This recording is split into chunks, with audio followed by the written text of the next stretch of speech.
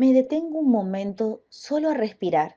Simplemente existo y respiro. Presto atención solo a la respiración, al aire que entra en mí y que sale de mí, y me dejo estar, me abandono. Dulcemente aparto todos los pensamientos, recuerdos, imágenes que vayan apareciendo y me vuelvo a concentrar serenamente solo en la respiración. Me detengo solo a gozar de la existencia, que es un invalorable regalo.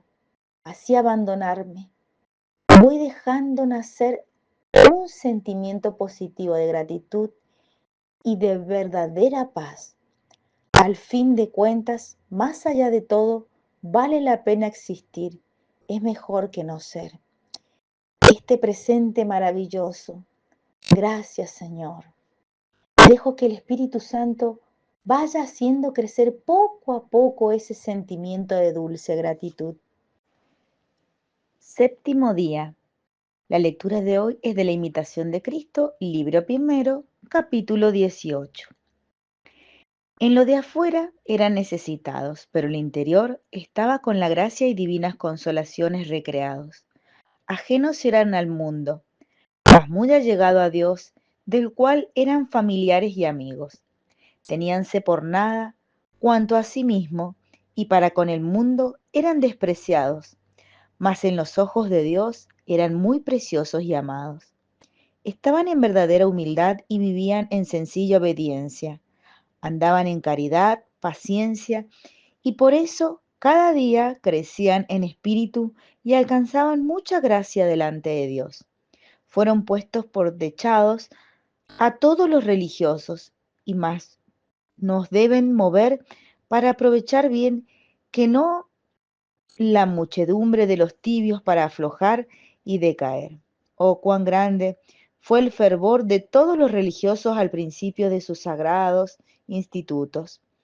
Cuánta la devoción de la oración, cuánto el celo de la virtud, cuánta disciplina floreció, cuánta reverencia y obediencia al superior hubo en todas las cosas. Aún hasta ahora dan testimonio de ello señales que quedaron, que fueron verdaderamente varones santos y perfectos, que peleando tan esforzadamente vencieron al mundo. Ahora ya se estima en mucho aquel que no es transgresor y sí con paciencia puede sufrir lo que aceptó por su voluntad. Oh tibieza y negligencia de nuestro estado, que tan presto declinamos del favor primero. Y no es molesto el vivir por nuestra flojedad y tibieza. Pugliese a Dios que no durmiese en ti aprovechamiento de las virtudes, pues viste muchas veces tantos ejemplos de devotos. A medida que vamos creciendo en conocimiento, en sabiduría, en todas las cosas de Dios, cada día aprendemos un poco más. Todos los días tenemos algo de qué maravillarnos de lo que hace nuestro Dios. Es muy valioso para nosotros y para las personas que nos rodean y tal vez para las que nos escuchan. Es muy valioso el dar testimonio. El testimonio de lo que cada uno vivió, cada uno pasó, cada uno dejó atrás en las cosas que son del mundo y no son de Dios. Ese testimonio es muy valioso para las otras personas, para las personas que tal vez están confundidas, para las personas que creen que está todo perdido, que ya no hay más nada que hacer. Dios siempre tiene una respuesta. Dios nunca nos abandona.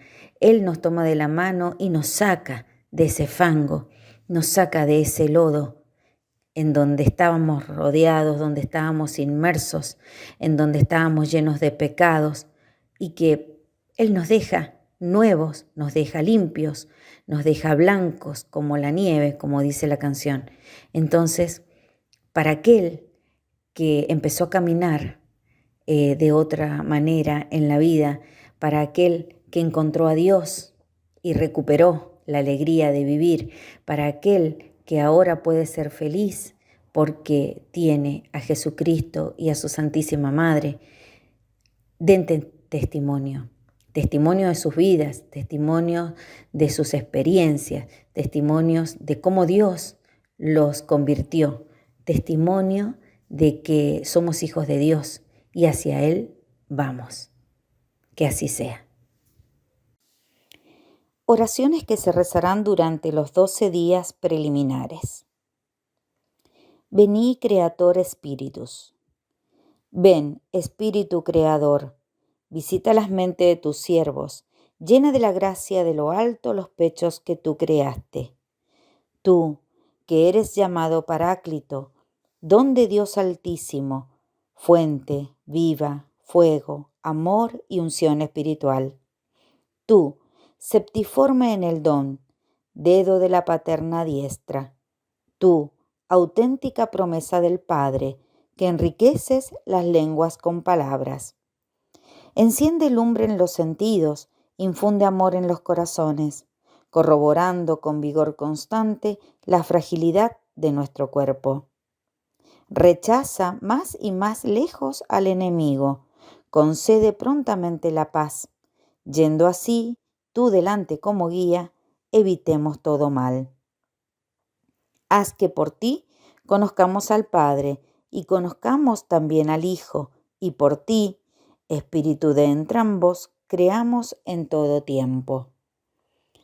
A Dios Padre sea la gloria, y al Hijo que entre los muertos resucitó, y al Paráclito, por los siglos de los siglos. Amén. Ave Maris Stella.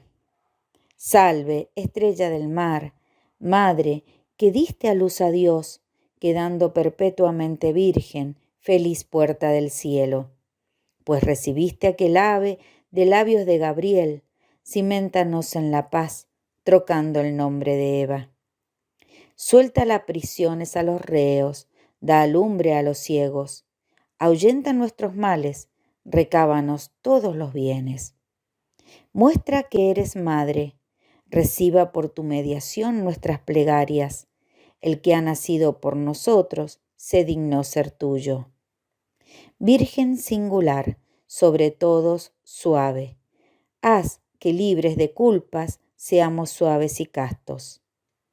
Danos una vida pura, prepara una senda segura, para que, viendo a Jesús, eternamente nos gocemos. Gloria sea a Dios Padre, honor a Cristo Altísimo y al Espíritu Santo, a los tres, un solo honor. Amén. Magnificat. Proclama mi alma la grandeza del Señor, se alegra mi espíritu en Dios mi Salvador, porque ha mirado la humildad de su esclava. Desde ahora me felicitarán todas las generaciones, porque el Poderoso ha hecho obras grandes en mí, y su nombre es santo. Y su misericordia llega a sus fieles de generación en generación sobre los que le temen. Él hace proezas con su brazo, dispersa a los soberbios de corazón, derriba del trono a los poderosos y enaltece a los humildes. A los hambrientos los colma de bienes y a los ricos los despide vacíos. Acogió a Israel su siervo, acordándose de su misericordia, como lo había prometido a nuestros padres, en favor de Abraham y su descendencia para siempre. Gloria al Padre, y al Hijo, y al Espíritu Santo, como era en el principio, ahora y siempre, por los siglos de los siglos. Amén. Día 7. Propósito. Rezar las letanías del Inmaculado Corazón de María, por mi tibieza espiritual.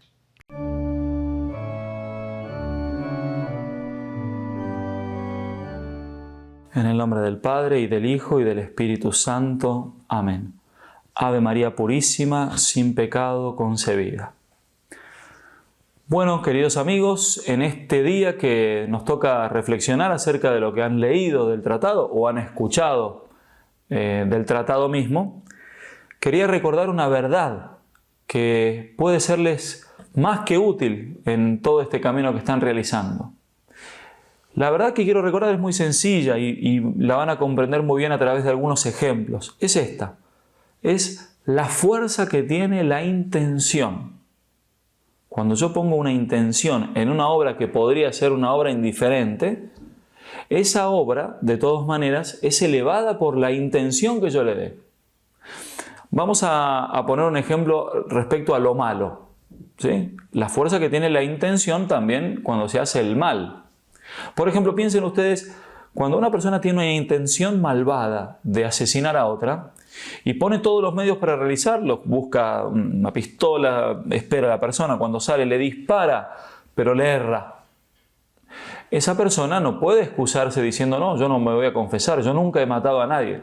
Uno dice, debería confesarse igual por la fuerza de la intención. La fuerza de la intención hace que, aunque no haya matado a esa persona, es como si lo hubiese matado ante Dios, porque tuvo esa intención de hacerlo. Asimismo, podemos poner el ejemplo en muchas otras cosas, ¿no? Por ejemplo, incluso para pecar, es necesaria que haya intención. Si yo estoy dormido, por ejemplo, o realizo una acción totalmente distraído, piso una cruz y de repente me doy cuenta, no, eso no es un sacrilegio si yo no tuve la intención. Fue un error, una distracción, pero no hay pecado de sacrilegio porque no hubo intención. Entonces, la intención hace que una obra también sea buena o mala. Porque si yo doy dinero a un pobre, pero porque quiero quedar bien con otras personas, quiero ser reconocido, quiero ser aplaudido por un acto de vanidad, darle dinero a una persona que de por sí es un acto de caridad se transformó en un acto de vanidad por la intención. Bien, de esa manera piénsenlo en lo bueno. Volviendo a otro ejemplo de lo malo para entender mejor lo que sería lo bueno. Imagínense el miedo que nos daría a nosotros, la impresión y en cierta manera el horror que nos daría una persona que hace una lectura de una consagración al diablo. Uno dice, ¿qué efectos producirá esto? Efectos terribles, ¿no? Un pacto con el diablo. Bueno, y está bien considerarlo porque tiene mucha fuerza. Pero piensen en lo bueno. Si uno hace ese pacto con la Virgen, con Dios, es decir, si uno hace una donación de sí mismo a la Virgen, realmente se produce una unión estrechísima con la Virgen o con Jesucristo, por la fuerza que tiene la intención. Vamos a aclarar una cosa, la intención no hace buena una obra mala. Si la intención es buena, por ejemplo, de donar dinero a los pobres, no por eso yo puedo robar, no puede ser el medio. Yo no puedo mentir o calumniar a una persona por una buena causa, no se puede. El mal no se justifica con el fin bueno. Eso es verdad. Pero si la obra es de por sí buena o indiferente, es elevada realmente por el fin, por la intención que yo le doy. Por eso los grandes santos que han tratado temas espirituales, como San Ignacio de Loyola, los que han hecho ejercicios recordarán cuánto insiste San Ignacio en el fin para el cual soy creado. Cada obra que yo realizo he de tener presente el fin, glorificar a Dios y salvar el alma. Si yo tengo presente ese fin, esa acción queda signada por ese fin. Es decir, una mamá puede estar cocinando, pero puede ofrecer eso por su salvación. Y esa obra, que es cocinar en sí misma, se hace una obra santa, una obra sagrada. Un hombre que va a trabajar, un joven que va a estudiar, pueden hacer de estas acciones, que son de por sí indiferentes, realmente acciones sagradas, porque si agregan esa intención de dar gloria a Dios, de reconocerlo a Dios, de ofrecerse a Dios en esas obras, es evidente que esa obra es elevada por el fin. Bueno, San Ignacio entonces trata muy claramente el fin. Santo Tomás de Aquino, cuando habla del tratado de moral, cuáles son las acciones buenas, cuáles son las malas, lo primero de lo que va a hablar es del paraíso, de la vida beatífica, porque es el fin, ¿sí?, al cual se ordena todo.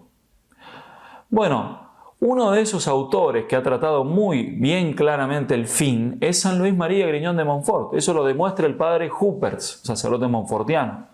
Él ha tratado de manera excelente el tema del fin en toda su doctrina mariana. ¿Cuál es el fin de todo el tratado de la verdadera devoción? El fin es Jesucristo. Es el fin verdadero que buscamos. Eso es lo que ustedes han escuchado hoy. El fin no es otro. Nosotros buscamos a Dios, porque es Dios nuestro fin, nuestro origen y nuestro fin. Si nosotros queremos realmente entregarnos del todo a la Virgen y entregarnos con toda nuestra fuerza, no quiere decir por eso que nosotros no busquemos a Jesucristo. Al contrario, a ella vamos porque queremos llegar a Cristo.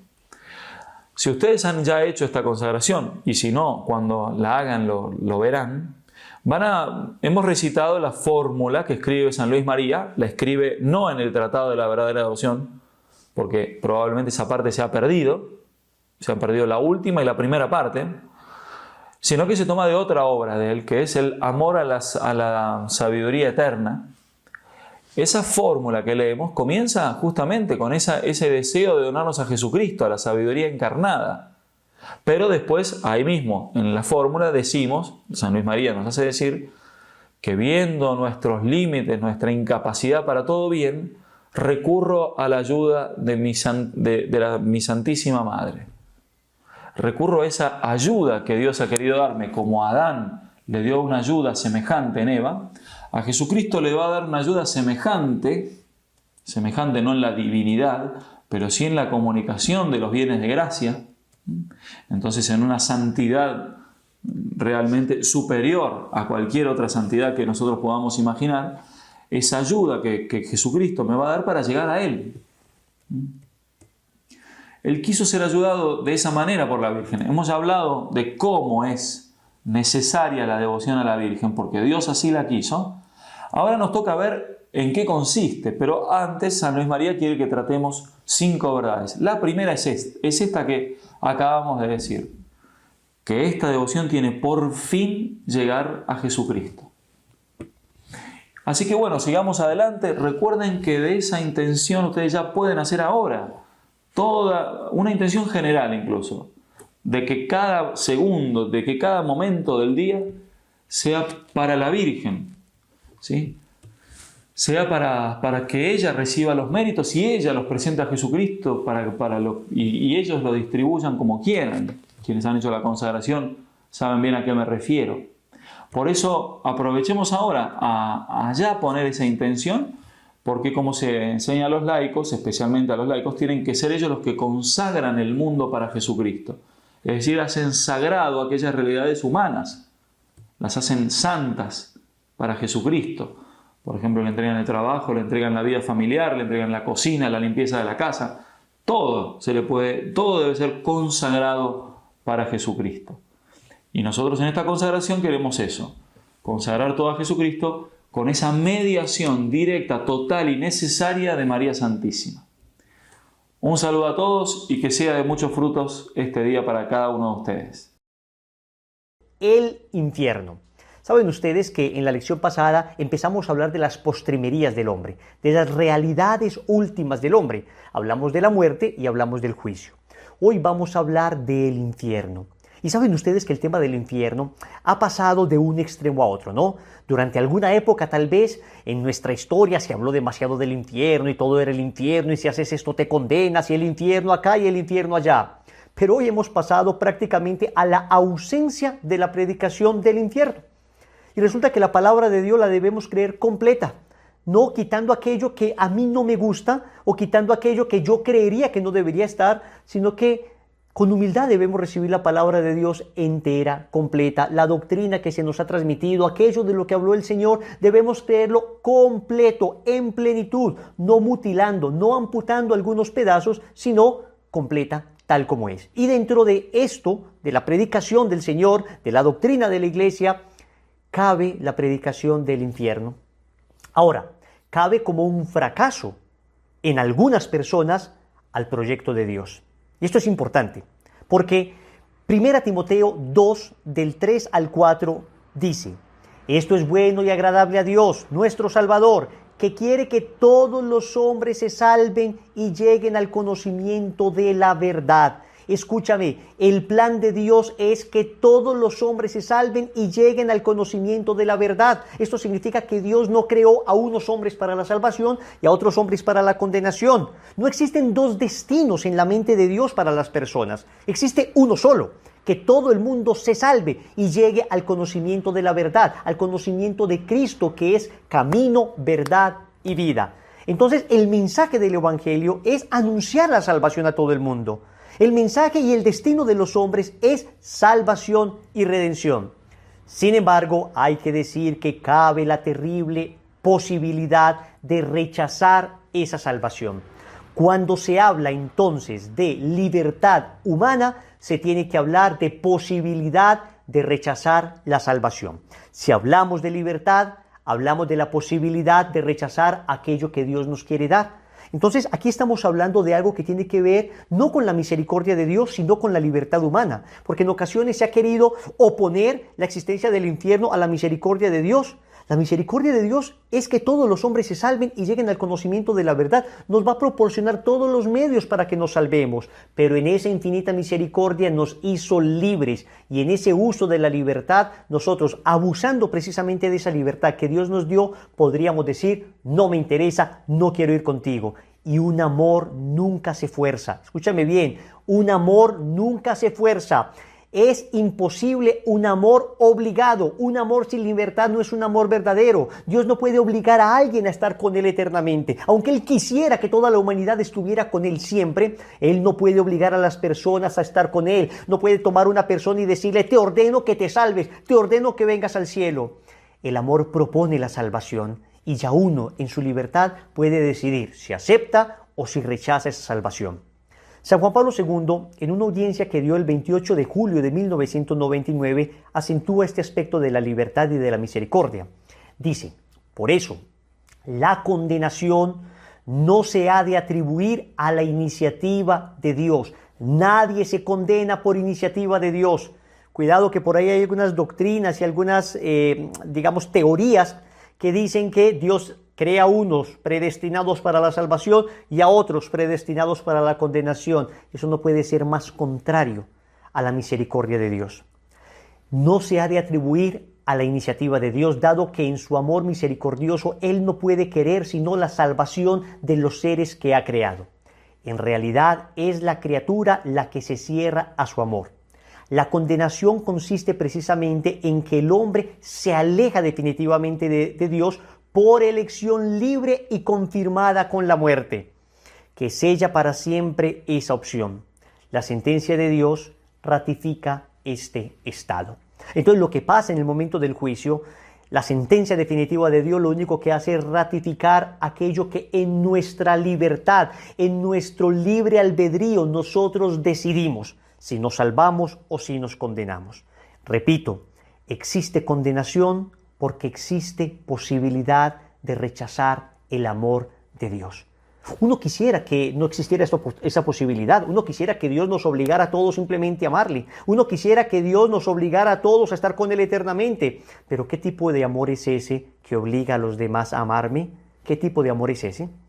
Por eso el Catecismo, en el numeral 1033, define el infierno de esta manera: morir en pecado mortal, sin estar arrepentido ni acoger el amor misericordioso de Dios. Miren, la muerte en pecado mortal es esto: yo he rechazado a Dios durante toda mi vida, y aún al momento de morir, que Dios me ofrece todas las oportunidades para yo elevar mi corazón y decirle: Señor, perdóname, le rechazo, no estoy arrepentido ni acojo su amor misericordioso.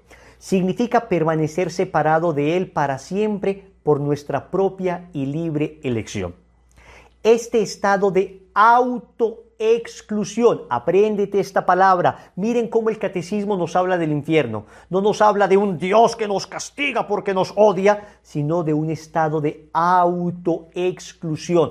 Yo he decidido excluirme. ¿Recuerdan la parábola del hijo pródigo? ¿Recuerdan que no fue el padre el que lo expulsó de la casa? ¿Recuerdan que fue él el que se autoexcluyó de la herencia, el que se fue de la casa? Lo que pasa es que el hijo pródigo se arrepintió y regresó. Pero hay hijos pródigos que desafortunadamente no se arrepentirán, que desgraciadamente, a pesar de tantas oportunidades que Dios le da, no se arrepienten, no quieren, no me interesa, no me importa, no quiero creer en ti, a pesar de todas las muestras que me has dado, toda la misericordia, no quiero creer, quiero obstinarme haciendo el mal, quiero seguir dañando a las personas, quiero seguir dañándome a mí mismo. Eso significa, no quiero estar contigo. Y cuando se muere la persona, no puede estar con aquel con quien no quiso estar durante toda su vida. Este estado de autoexclusión definitiva de la comunión con Dios y con los bienaventurados es lo que se designa con la palabra infierno. Infierno. Entonces, lo primero que tenemos que hablar es de la existencia de esta realidad. En una ocasión yo recuerdo que estando en el Santísimo le dije, Señor, ¿por qué se puede condenar a alguien si tú lo amas? Porque es que Dios no odia al que se condena. Dios lo sigue amando y precisamente ese es el dolor de Dios, que uno de sus hijos amados se quiera ir lejos de Él. Entonces yo sentí una intuición, no fue una voz audible, pero una emoción en el interior donde Dios me decía, se puede condenar no porque yo no lo ame, sino porque Él no me ama. Volvemos al tema de la libertad. Si hablamos de libertad, tenemos que hablar de la posibilidad del infierno. Si hablamos de la libertad, tenemos que hablar de la posibilidad del infierno. Tiene que ver entonces con la posibilidad que tenemos de rechazar ese amor misericordioso de Dios. Yo sé que alguno me dirá, Wilson, pero es que el Papa Juan Pablo II en una ocasión dijo que el infierno no existía. Yo acá tengo el texto, precisamente es de la audiencia de la que acabo de mencionar al inicio de esta lección, donde el Papa de ninguna manera dice que el infierno no existe. El Papa lo que dice es que es un estado espiritual.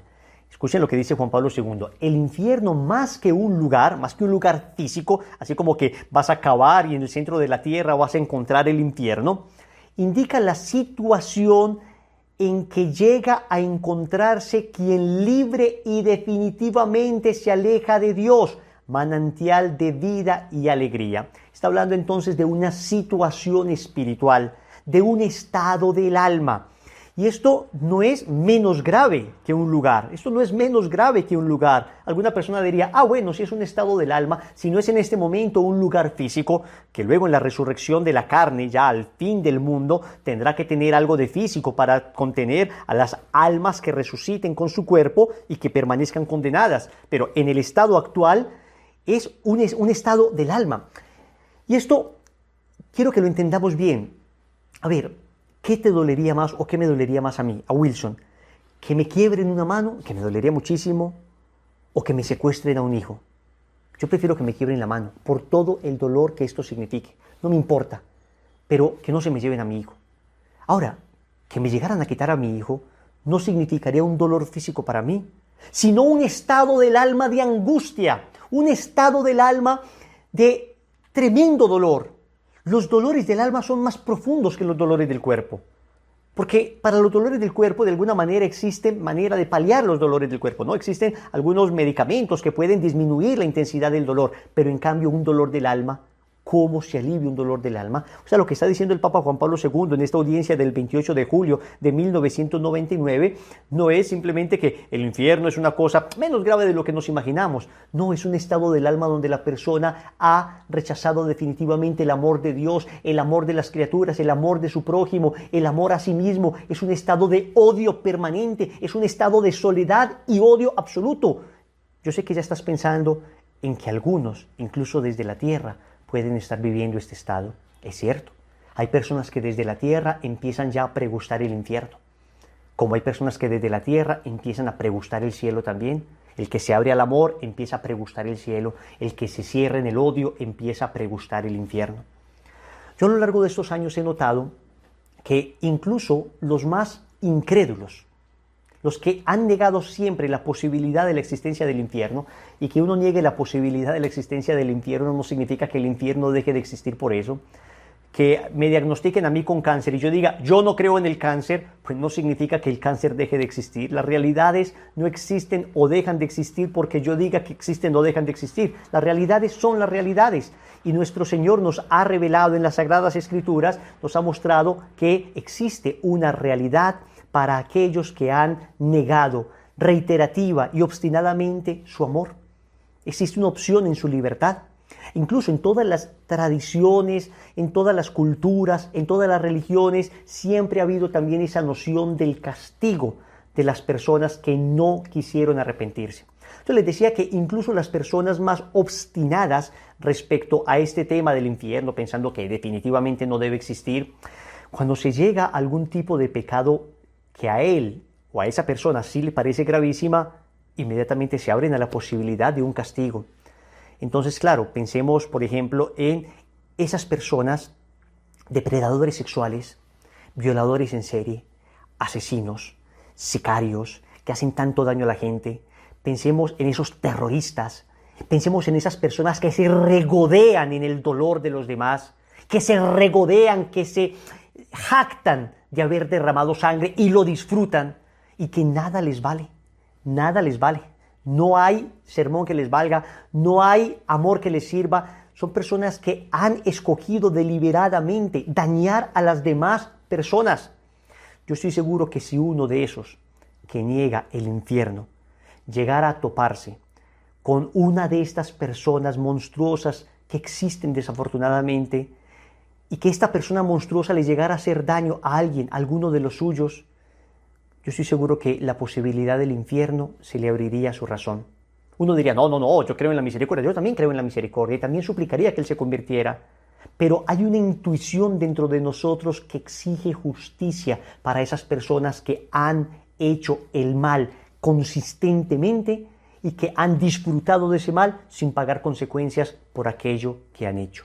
Sin pagar consecuencias por aquello que han hecho. Es cierto que si al final de su vida el peor de los asesinos pide perdón a Dios, se arrepiente, se puede salvar. Eso sí, tendrá que purificar lo que ha hecho, y por eso hablaremos en una próxima lección del purgatorio, que es un estado para purificar precisamente aquello que hicimos aquí en la tierra y que no alcanzamos a reparar aquí con amor.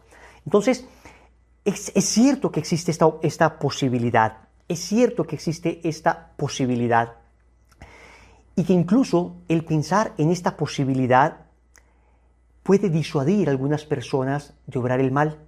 Yo recuerdo una persona me decía, Wilson, yo escuché hace un tiempo el testimonio de la doctora Gloria Polo. Es un testimonio que puedes buscar en internet, testimonio de la doctora Gloria Polo. Es un testimonio muy impactante de una odontóloga bogotana que le cae un rayo, tiene una muerte clínica.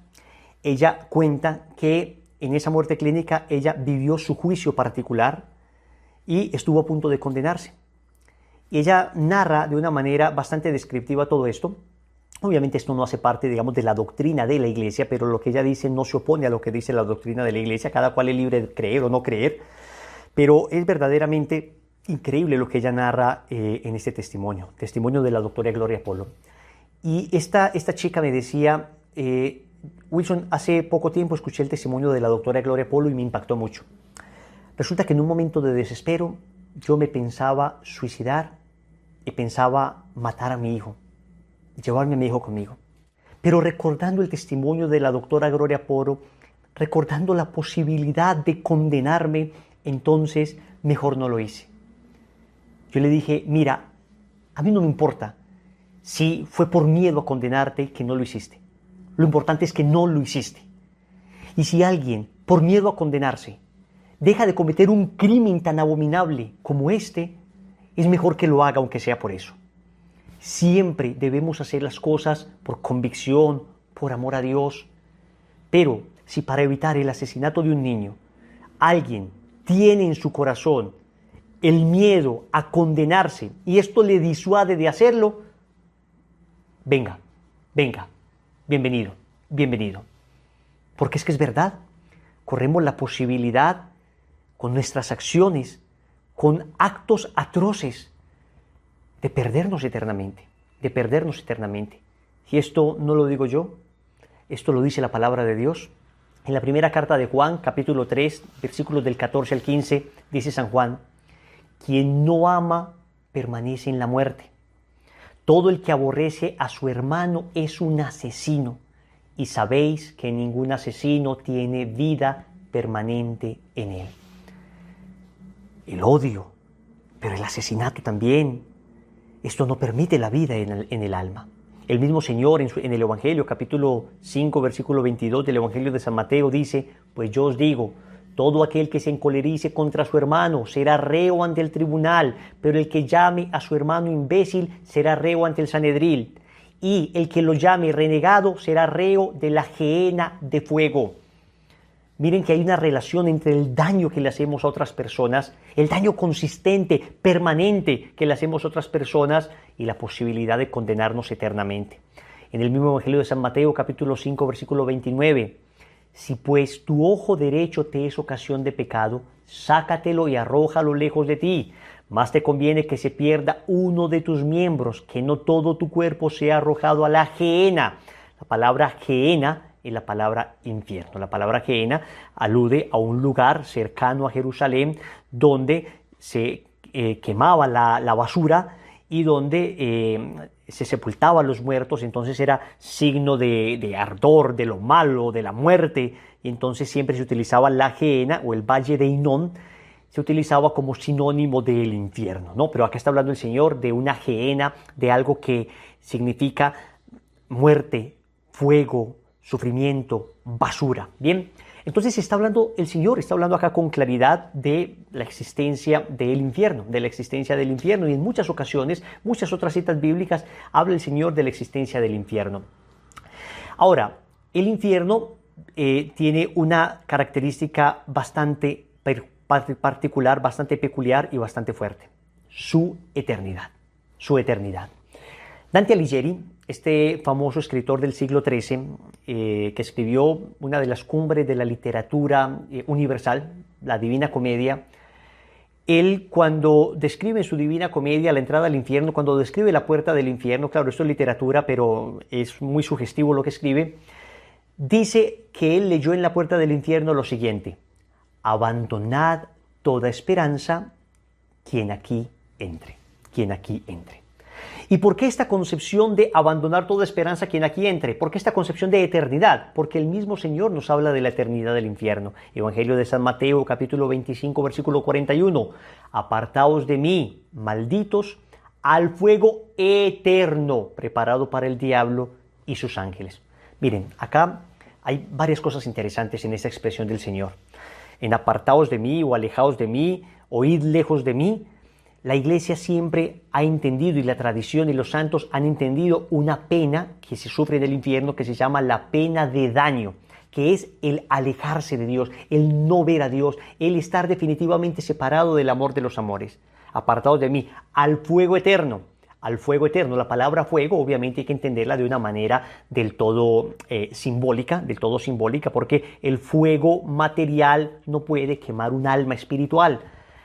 Ahora vamos a hablar un poco de eso, pero acá la Iglesia siempre ha hablado entonces de la pena de sentido, de la pena de daño y la pena de sentido. Y dice que el fuego es eterno. El fuego es eterno, significa que nuestra libertad tiene capacidad de tomar decisiones eternas.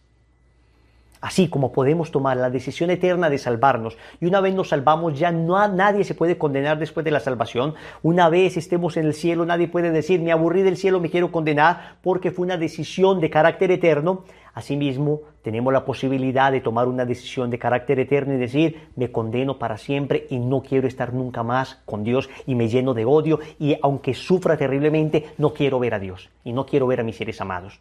Es la posibilidad de la eternidad. El padre Jorge Lorin, un famoso sacerdote jesuita español que murió hace algunos pocos años, en Lazos de Amor Mariano lo tuvimos en varias ocasiones dando conferencias, santo sacerdote jesuita, ponía un ejemplo que me impactaba mucho. Decía que la eternidad es como pintar un reloj en la pared y poner el reloj a las 12 menos 5, sentar a un grupo de personas y decirles: cuando el reloj marque las 12 en punto, pueden salir del salón. Nunca marcará las 12 en punto. Un reloj pintado en la pared con las 12 menos 5 o las 11:55 jamás dirá 12. Esto significa eternidad. Significa que nada de lo que suceda hará que esto termine. Entonces la eternidad nos debe abismar a nosotros, y es una manera de llamarnos la atención. Hoy, este es el tiempo de la esperanza, ahora es el tiempo de la conversión, ahora es el tiempo del cambio, ahora es el tiempo de dejar definitivamente todo aquello que Dios no quiere y abrazar el amor misericordioso de Dios. Este es el momento de hacerlo. Wilson, pero lo que estás diciendo es para que nos dé miedo. No es para que nos dé miedo, es simplemente una advertencia de una realidad, y las advertencias no son para que nos dé miedo, sino para tomar conciencia de la realidad. Cuando una persona va donde el médico y el médico le dice, oye, mira, parece que tienes una úlcera gástrica y esta úlcera puede convertirse en un cáncer para ti. Por favor, deja estos alimentos, mejora tu dieta, deja el cigarrillo, mejora tu alimentación, haz deporte. La persona no puede salir diciendo, este médico me está haciendo llenar de miedo. Pues, ¿cómo así este médico? ¿Ah? Entró acá, yo estaba todo tranquilo, estaba viviendo una vida relajada, ahora que no puedo hacer esto, que no puedo hacer aquello, a mí no me van a sembrar miedo, yo voy a seguir comiendo lo que me dé la gana, porque yo no tengo miedo. Insensato, insensato, esto no es de miedos, esto es de sensatez, esto es de sensatez. Es que el vivir para condenarse ya es condenarse desde acá. El que vive para condenarse, el que vive en el odio, el que vive rechazando la voluntad de Dios, ya está experimentando el preludio de la condenación. Son personas que viven encerradas en sí mismas, son personas que viven lejos del amor, son personas que viven angustiadas, son personas que solo se llenan de cosas materiales en ocasiones, pero no viven del amor verdadero. Y cualquiera de nosotros puede ser esa persona. Aquí nadie puede decir, estos son los que se van a condenar y nosotros los que nos vamos a salvar. Por ahí dice un poema que un hombre dice, llegué al cielo y me sorprendí mucho al ver allí personas que no esperaba ver, pero me sorprendí más cuando vi que no me esperaban a mí.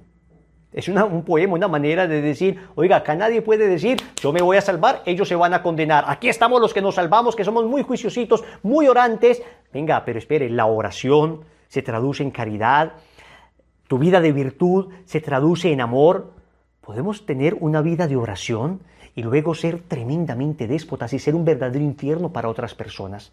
Nuestra vida de oración, nuestra conversión tiene que tocar todos los aspectos de la vida. Nuestra conversión tiene que ser una conversión integral y se traduce en la caridad. ¿Cuánto amamos? A ver, si este proceso de consagración lo único que está haciendo es llenarnos de conocimiento, pero no está transformando nuestra manera de amar a las personas, no somos más caritativos, no somos más bondadosos, no somos más humildes, no perdonamos más. Entonces, si no estamos siendo cielo para otras personas, sino que estamos siendo infierno para otras personas, algo estamos haciendo mal. No te digo que dejes la consagración, te digo que nos revisemos porque algo estamos haciendo mal. Necesitamos orar mejor y necesitamos pedirle al Señor ayuda para una conversión del todo radical. Entonces, en el infierno se habla de dos penas. La primera y la más grave de todas, alejaos de mí, id lejos de mí. Eso es lo que se llama la pena de daño. San Juan Crisóstomo, en su explicación a la homilía, de explicación al Evangelio de San Mateo, decía lo siguiente: sé que muchos tiemblan ante el solo nombre de la gehenna, muchos tiemblan ante el solo nombre del infierno, mas para mí la pérdida de aquella gloria suprema es más terrible que todos los tormentos de la gehenna. Para mí, perder a Dios es más terrible que cualquier sufrimiento, que cualquier fuego que pueda existir. Y el Catecismo nos dice en el numeral 1035, la pena principal del infierno consiste en la separación eterna de Dios, en quien únicamente puede tener el hombre vida y felicidad para las que ha sido creado y a las que aspira. Esto es importante, mis queridos hermanos, porque lo más terrible que nos va a pasar es, Dios no lo quiera, pero quien se condena verá a Dios en el momento del juicio. Verá algo de Dios, verá una parte de la gloria de Dios, una luz, vislumbrará algo de Dios y quedará tan prendido de esa luz, quedará tan enamorado de esa luz. Cuando vea esa gloria dirá, esto es lo que busqué durante toda mi vida, esto es lo que quería, esta es la felicidad, este es el amor que anhelé. Lo terrible será después darme cuenta que yo mismo rechacé durante toda mi vida ese amor y que yo mismo me voy a excluir. Y como decíamos en la lección pasada, después de ver todo lo que Dios ha hecho por mí, me veré tan sucio que yo diré, no, pero no puedo estar contigo. Y el Señor, lleno de misericordia, me dirá, pero yo te puedo perdonar y te puedo abrazar. No, Señor, yo mírame, y salgo corriendo. Dejar de ver a Dios y condenarme. Triste cosa será, pero posible. El padre Jorge Lorín pone un ejemplo que me parece impactante para explicar esto de la pena de daño. Decía el padre Lorín, supóngase usted que están en un barco en medio del océano y que un amigo le dice a los otros, me voy a tirar a las 12 de la noche al mar por $5.000. Si ustedes me dan $5.000, yo me tiro. Eso sí, ustedes dicen hombre al agua para que el barco dé la vuelta y me recoja. Apuestan $5.000, perfecto, están en lo más profundo del océano, 0 islas alrededor. Este hombre se lanza, efectivamente, 12 de la noche, los amigos gritan hombre al agua, el barco da 2 o 3 vueltas reglamentarias, con los faroles intenta encontrar al chico, pero no lo logra encontrar porque los faroles no lo ubican, él levanta las manos desesperadamente y no lo ven, las olas de 2 o 3 metros le tapan. Finalmente el barco dice, ya dimos las vueltas reglamentarias, tenemos que irnos. Decía el padre Loring, ¿qué pensará una persona cuando ve que se va su esperanza? Tonto de mí, dice el padre Loring, así debe ser la pena de sentido, la pena de daño, perdón, así debe ser la pena de daño. Es, yo veo a Dios que se me va definitivamente porque mis pies me orientan lejos de Él, como mi vida se orientó lejos de Él. El árbol cae hacia el lado del que se ha inclinado toda su vida. Entonces, esta es la realidad y uno dirá, no importa, yo he vivido sin Dios toda la vida, no me importa pasar mi eternidad lejos de Dios. Eso decimos ahora porque no sabemos que allí donde hemos buscado la felicidad, allí donde hemos encontrado algo de verdadera felicidad, hemos experimentado algo de Dios. Dios es sinónimo de felicidad y toda verdadera felicidad tiene algo de Dios. Estar separado de Dios para siempre es estar separado para siempre de la felicidad. Y hay una segunda pena que se llama la pena de sentido. La pena de sentido es precisamente de la que habla el Señor en tantas ocasiones aludiendo al fuego. Claro, no puede ser, repito, un fuego físico porque las almas no se pueden quemar físicamente, pero cualquiera de nosotros se ha quemado. Entonces, ¿cómo hacer para expresar un dolor en el alma para que lo entendamos un poquito? Entonces se ponía esta comparación del fuego. Así como el fuego quema terriblemente la carne, así habrá algo, así habrá una especie de dolor que quemará nuestra alma. Ese fuego es principalmente un remordimiento que me dirá, yo por qué no aproveché esa consagración, yo por qué no aproveché ese retiro, yo por qué no aproveché esa oración, yo por qué no aproveché esa confesión, yo por qué no aproveché ese cambio de vida, hasta el último momento Dios me tendió la mano y me brindó oportunidad, yo por qué no lo aproveché. El libro del Apocalipsis en el capítulo 20, versículo 15 nos dice, el que no se halló inscrito en el libro de la vida fue arrojado al lago de fuego,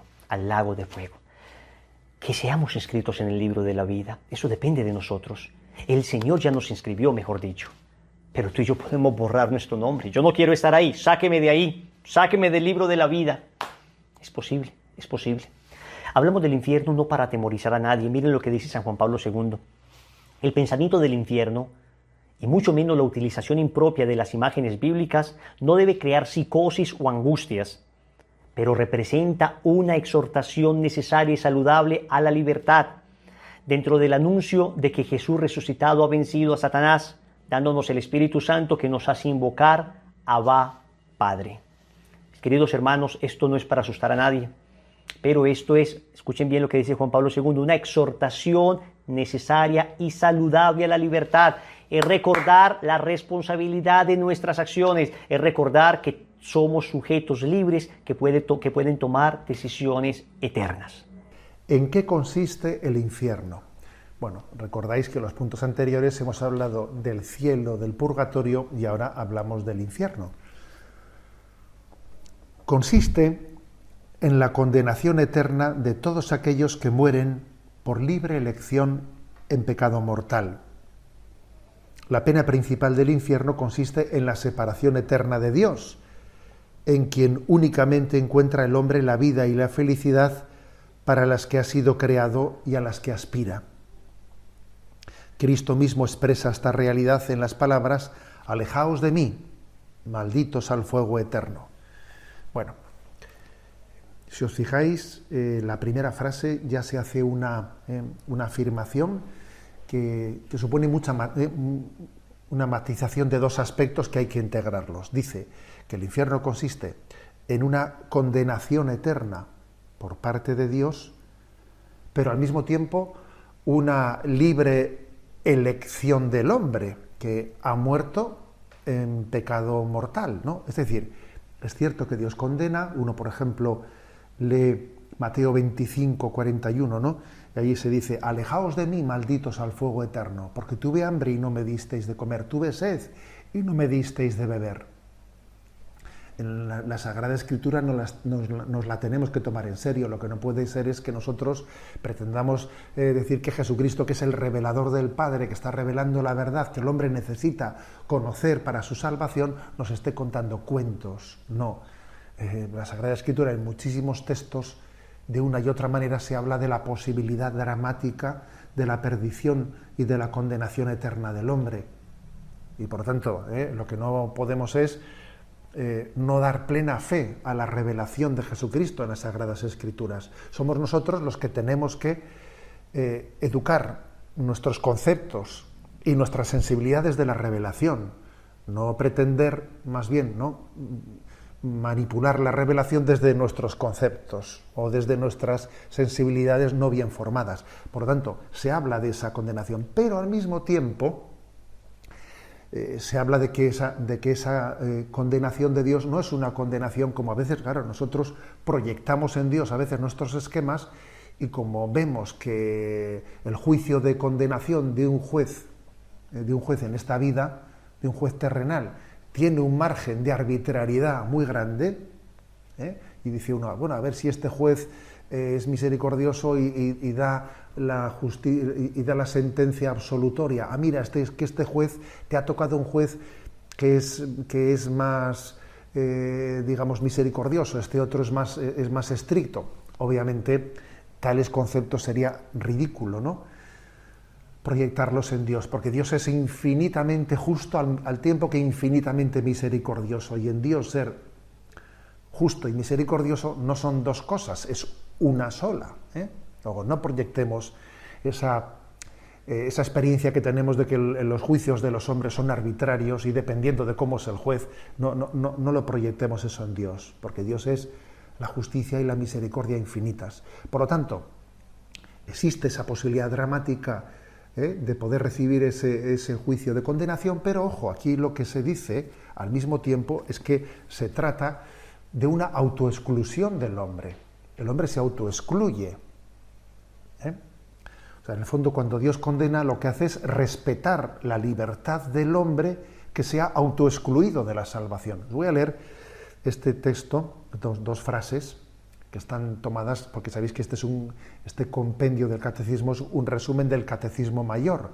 Allí dice esto: morir en pecado mortal y sin estar arrepentido ni acoger el amor misericordioso de Dios, porque, hombre, alguien, incluso aun estando en pecado grave, se puede, en el momento de su muerte, acogerse a esa misericordia, como el buen ladrón, como fue el caso del buen ladrón, al amor misericordioso de Dios. Pero morir en pecado mortal sin estar arrepentido ni acoger el amor misericordioso de Dios significa permanecer separados de Él para siempre por nuestra propia y libre elección.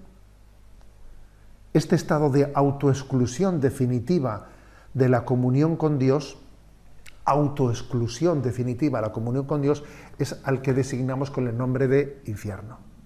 Por eso, fijaros, no hay nada más contrario a la posibilidad de condenación que uno suplique: Jesús, Hijo de David, ten compasión de mí, sálvame. Porque la condenación supone un rechazo voluntario y explícito de esa salvación. No sabemos cuántos son los que puedan condenarse. Si sabemos que esa es una posibilidad real de la que nos hablan los evangelios, no lo sabemos. El evangelio no nos da, no nos habla de esas curiosidades, pero sí nos habla de esa posibilidad real, y también nos explica que la pena, ¿en qué consiste el infierno? ¿En qué consiste el infierno? Pues la pena principal del infierno es no ver a Dios. A uno dirá, bueno, pues entonces no es para tanto, ¿no? A ver, un momento. Es que no puede existir pena mayor, sufrimiento mayor. No existe un sufrimiento mayor que el de la frustración existencial, que el de el ser consciente de que mi vida es un absoluto fracaso, que he renunciado al amor que me quería hacer infinitamente feliz, y yo en mi soberbia me obstino, ¿no? Y además en ese momento, porque sabéis que después de la muerte no existe ya posibilidad de arrepentimiento, sino que el alma en el momento de la muerte fija eternamente, queda fijada eternamente lo que ha sido su disposición, en este caso de rechazo a la misericordia de Dios. Luego uno está en una situación de plena frustración, porque allí, ¿no?, es plenamente consciente de que ha renunciado a su felicidad, pero además está obstinado en ese rechazo. Es la obstinación en el fracaso, en el rechazo a la salvación, ¿eh?